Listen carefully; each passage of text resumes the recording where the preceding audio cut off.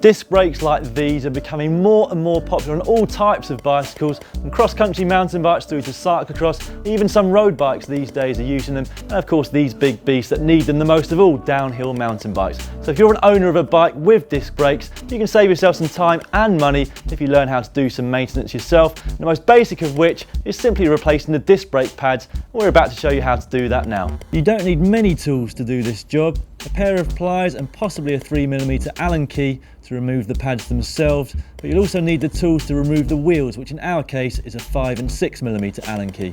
Finally, you'll need either an old tyre lever or a clean screwdriver to spread the pads apart. For the purposes of this video, we're going to use the top of the range Shimano Saint model, but the method for replacing pads is pretty similar for almost all disc brakes on the market.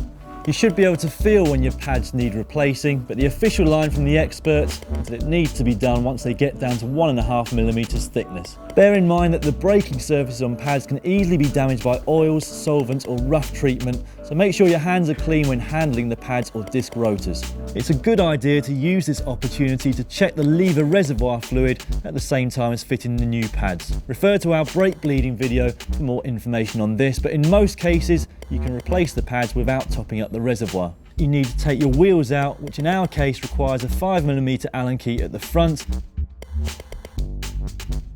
and a 6mm Allen key at the rear.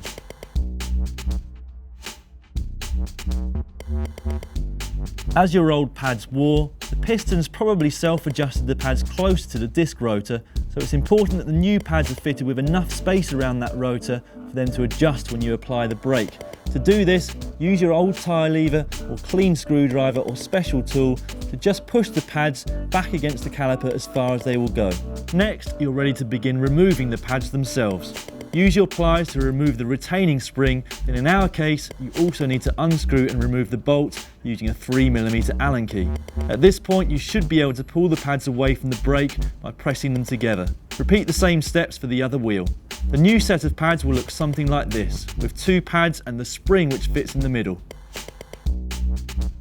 Now position your new pads in the retaining spring and slide them back into the caliper, bearing in mind that some pads are left and right specific and will only slide in one way. Once the pads are in place, it's time to replace the bolt using your 3mm Allen key and finally the clip using your pliers.